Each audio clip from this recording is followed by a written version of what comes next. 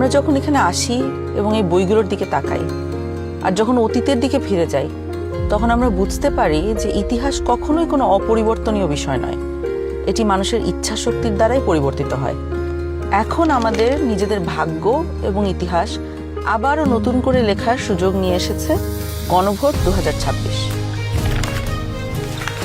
সবার মনে একটা প্রশ্ন, গণভোটটা আসলে কি? গণভোটটা হলো আসলে একটা ভবিষ্যৎ বাংলাদেশের ম্যাপ। ভবিষ্যৎ বাংলাদেশ থেকে আপনি কি চান আর কি চান না একজন নাগরিক হিসাবে, তার একটা খতিয়ান। আপনি কি এমন একটি বাংলাদেশ দেখতে চান যেখানে কেউ চাইলে 10 বছরের বেশি প্রধানমন্ত্রী থাকতে পারবে না?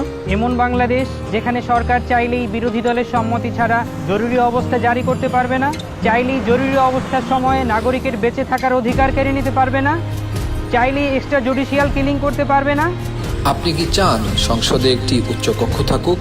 দলগুলো ক্ষমতায় গিয়ে 2/3 সদস্যের জোরে যেন সংবিধান যেমন ইচ্ছে বদলে না ফেলতে পারে, এটা চান? সংবিধানের যে কোনো পরিবর্তন করতে হলে উচ্চকক্ষের সমর্থন লাগুক, এটা চান? সংবিধানের কিছু গুরুত্বপূর্ণ বিষয়ের পরিবর্তন আপনার মতামত ছাড়া কেউ করতে না পারুক, অর্থাৎ গণভোট ছাড়া সংবিধানের গুরুত্বপূর্ণ বিধানের কোনো পরিবর্তন সরকার যেন করতে না পারুক। আপনি কি চান তত্ত্বাবধায়ক সরকার কিভাবে তৈরি হবে এটা সরকারি দল এবং বিরোধী দল মিলেই ঠিক করুক? একই রকমভাবে নির্বাচন কমিশন, পিএসসি, সিএজি এসব গুরুত্বপূর্ণ নিয়োগে বিরোধী দলেরও ভূমিকা থাকুক? আপনি কি চান সংসদে নারীদের প্রতিনিধিত্ব বাড়ুক? দেশের বিচার ব্যবস্থা সরকারের প্রভাব মুক্ত থেকে স্বাধীনভাবে কাজ করুক, যাতে আমাদের মতন সাধারণ মানুষ বিচার পেতে পারে? আপনি কি চান সব বিভাগীয় শহরে উচ্চ আদালত স্থাপন হোক? ধরেন আপনার স্বজন খুন হয়েছে, সেই খুনের দায়ে দণ্ডপ্রাপ্ত আসামিকে প্রেসিডেন্ট চাইলেই ক্ষমা করে দিতে পারে। আপনি কি চান আপনি অর্থাৎ ক্ষতিগ্রস্ত পরিবারে অনুমতি ছাড়া রাষ্ট্রপতি এরকম কোনো অপরাধীকে ক্ষমা করতে না পারুক?